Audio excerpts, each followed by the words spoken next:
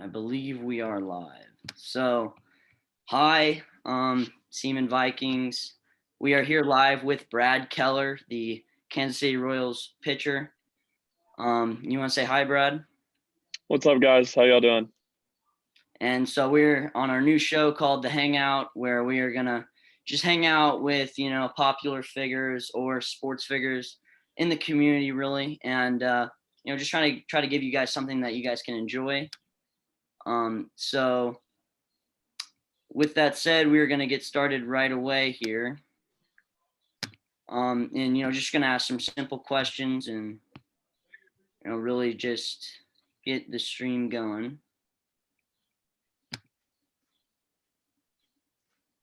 And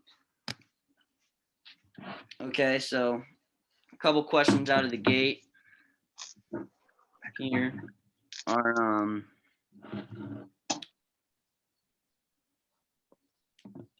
if you were stranded on an island, and you're the only person on the island, what three things would you take with you to the island?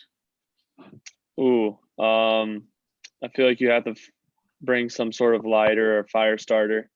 I feel like maybe a knife or probably some string or some to make like a bow and arrow or something. So survival mode basically. Survival mode. I really like that. Okay, here's a baseball question for you. It's a would you rather. Would you rather throw over 80 miles an hour? So like you can throw like up to 90, 99, whatever your top is, or throw 80 miles exactly, but you can place the ball exactly where you want. Ooh, that's tough. As a pitcher, it's like everyone looks for, control and accuracy, but as the fans, everyone wants to see velocity and see how hard you can throw it. So I feel like I'd rather throw over 80 and try to work with what we got there. It's appeasing to the fans, so that's what's all that matters. Yeah, got to give those fans what they want, the cannon. Yeah. Okay, here's another one.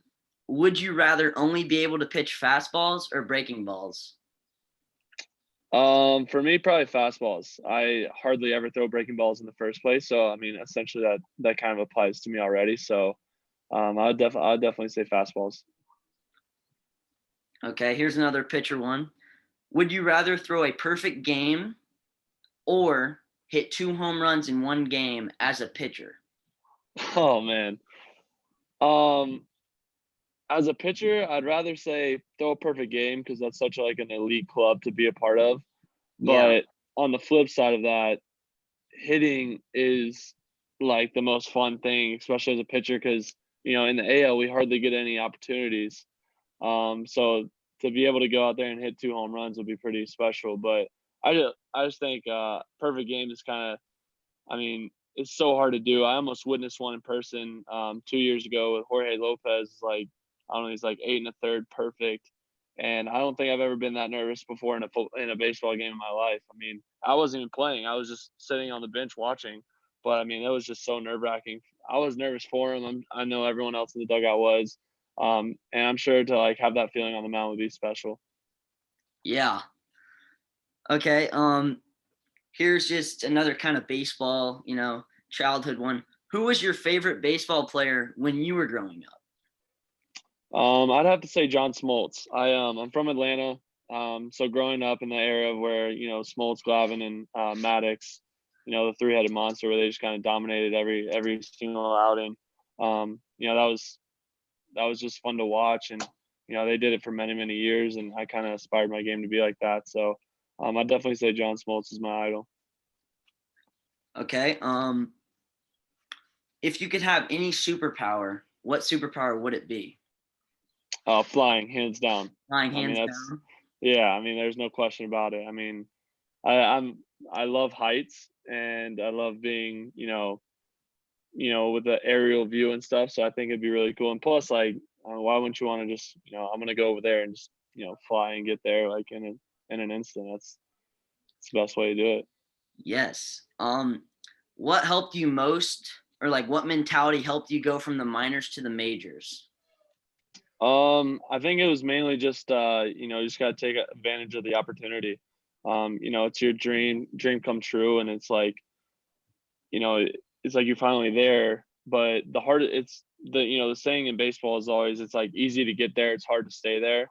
Yeah. I think the ultimate way to stay there is ultimately just take advantage of the opportunity. Enjoy the moment that you're in, because it could literally be over in a snap of the fingers. So be in the moment. Don't try to do too much.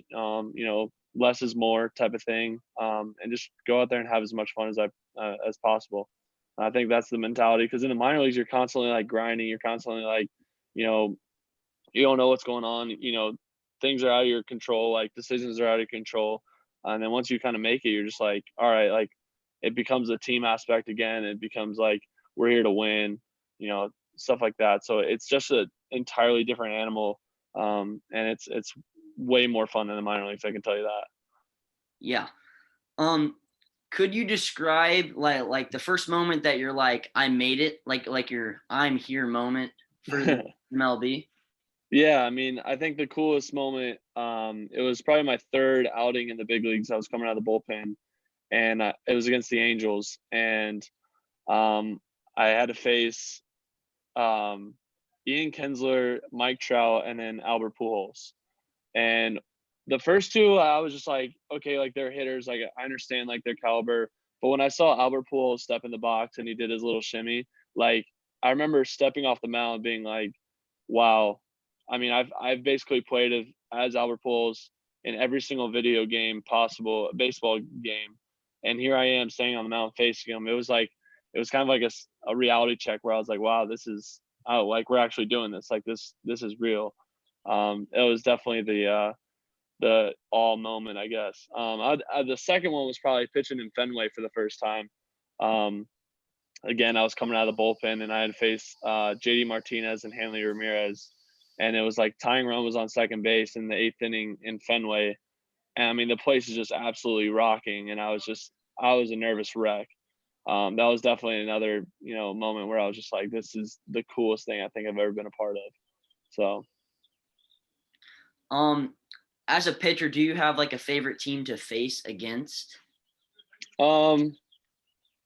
I mean, I always like facing teams that are, high in the rankings, high in the standings, just because it's, most of the time, they're very good offensive teams. So it's like, it's you got to bring your A game. You got to be locked in from first pitch. So that's like, kind of the, mentality you got to have against those guys. And so like, you know, with our division, the Indians and the Twins the last few years have been just, stacked. And then I mean, this year going into it, the White Sox, loaded up and stuff like that. So I mean, our division got hard, but anytime you face a team that's at the top of the standings, that's always really fun and challenging.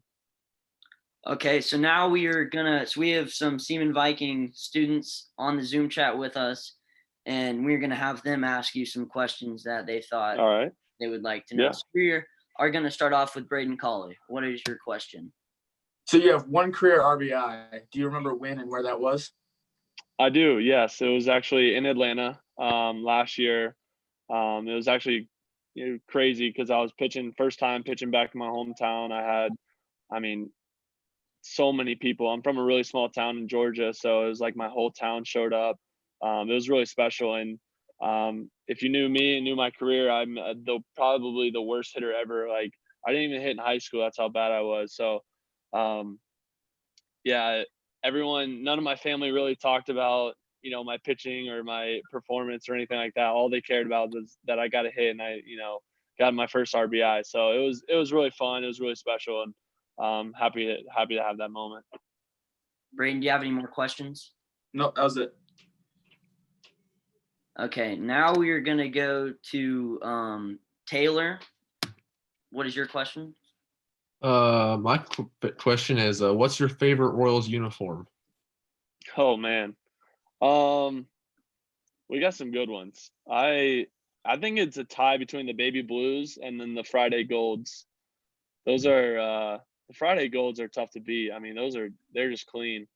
But I mean, I think the classic baby blue. I feel like we started the trend now. I think everyone's starting to wear baby blues. But I think we started that trend, and it's just such a clean look. I mean, I think honestly it's a tie between the top two. Okay, any more questions, Taylor? Nope, that's all I got. Okay, now we're gonna go to Landon Stuckey. Any questions that you have? So, what was the first thing or how do I put it? What got you into baseball to pick it up? Well, that's a good question. I mean, my parents are big, sports people. Both my mom and dad both played sports coming up. My whole family, my uncles, my aunts, my cousins, like everyone was just everything revolved around sports. So it really wasn't like, it wasn't like forced upon us. It was just kind of like known that, me and my brother, we were going to play sports. And so, it's actually kind of funny is I played football and baseball. When I started, I think I started baseball like 4 years old or 5 years old, and I played all the way through high school. And to be honest with you, I love football more than I love baseball. But when I got to high school, it was like something clicked where I was like, I think I could make it further in baseball than I could in football. So I ultimately was like, that's going to be my decision. I'm going to try to stick it out with one sport and really try to focus in on that. But I don't think I was ever like, there was never like forced into baseball. I just, picked it up and just really enjoyed it from the start. But like I said, there wasn't like we were just born into sports essentially. And so that's good. That's kind of how it started. Okay, Landon, do you have any more questions? Nope, that was it. Okay, and Degan, do you have any questions?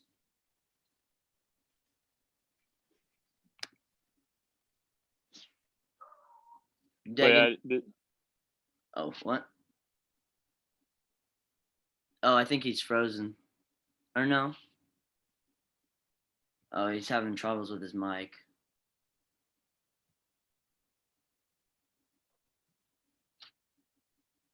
Degan, if you just want to type it, you can do that.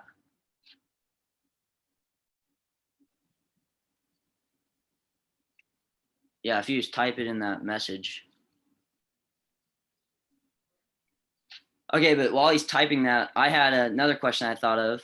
So you said that you were, you liked football more. What position did you play in? Like, did you have a favorite NFL team that you enjoyed? Yeah, so I played tight end for the most part. I was I was pretty good at catching the ball, but I was very, very slow. So it was like I always ran like 5-yard outs and, didn't run too far. I wasn't a burner down the field or anything like that. So yeah, I mean, I was mainly used for blocking and catching little short passes for first downs and stuff like that. But I don't really, to the second part of your question, I don't really watch NFL. I mean, I do, but like it's more so as like for fantasy players instead of like teams. But I'm a big college football fan. Like I'm a big Georgia Bulldog fan, and I'm also a big Michigan Wolverine fan. So I catch some grief for that all the time because everyone's like, "Why can't you can't like two like top 10 teams every year?" But for some reason, I liked Michigan when I was a little kid and just kind of stuck with it. And I mean, growing up in Georgia, it's like you have to like Georgia. I mean, and then within the recent few years where they've just been dominant, it's been really fun to watch. And a few of my really close friends have played for the team, so I was fortunate enough to go to a lot of the games. So yeah, I mean, I'm definitely more of college than NFL. All right, and then Degan's question was, who is the toughest hitter you've ever faced? Toughest hitter is probably Mike Trout. I mean, the guy, it's almost impossible to get the guy out. I mean, he's a freak up there. It doesn't matter where you throw it. He's never on balance, barrels the ball no matter what, and it always seems to be in the gap. And he's fast. So I mean, double, triple easily. I mean, he's just a freak hitter. I mean, he's an unbelievable player and really talented. So definitely the hardest hitter I've ever had to face. Okay, and then I have a final question for you, unless anyone else has any more questions. My question would be, like, what is something that you would want to tell a high schooler who wants to get to the MLB? Like what is some key information that they that you wish that maybe you had when you were in high school? Yeah, I mean, I think ultimately, just keep chasing your dream. I think that's, you know, it's never going to be a straight road. I mean, it's going to have its up and downs. It's going to have its, adversity to it. Things are going to get thrown in the path, but I mean, just keep going. I think it almost applies to anything, like, outside of sports, or, like, it could be anything in life. But, for me, it was like, there's so many ways, so many types of time where I could literally have been like, I'm over this. I just want to be done with it. But like, you stick to it, and you're passionate enough about it.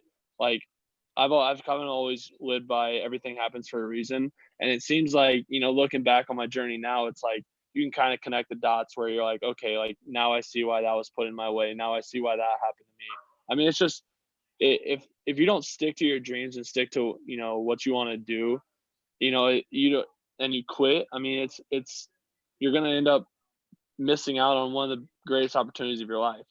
And I think, to me, that's just one way that I live by, is just, keep going no matter what happens, no matter what gets on your path. Do whatever you can to, overcome it, over it, through it, or around it. Like, that's the motto right there. So I mean, that's my best advice, honestly. Like, and dream big. I never thought I'd be in the shoes where I am right now. Like, I got drafted out of high school, and I only was getting looked at for a month before the draft, which is almost unheard of. And then, 5 years later, I'm in the big leagues, and it felt like it was a snap of the fingers. But at the same time, like, looking back, where I was coming off my worst year in AA, worst career year, and literally the next year, I'm making my debut on opening day. It's just like, it's amazing what gets put in your path. It's amazing how things all unfold, but you just gotta stick to it. Honestly, that's what all matters. Okay. Is there anything else you'd like to add or tell any of our high schoolers? I mean, I hope you guys enjoy, this downtime with your families, because I know, once college hits, it's gonna get kind of crazy.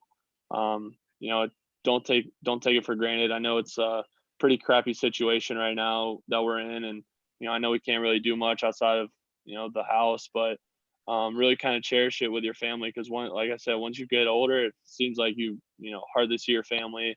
You really kind of miss that time where you sit home in the weekends and just sit around the dinner table and talk. So definitely cherish this moment, and we'll get through this, and we'll be stronger on the other end. So that's all I got. Okay. Thank you. I'm gonna end the stream.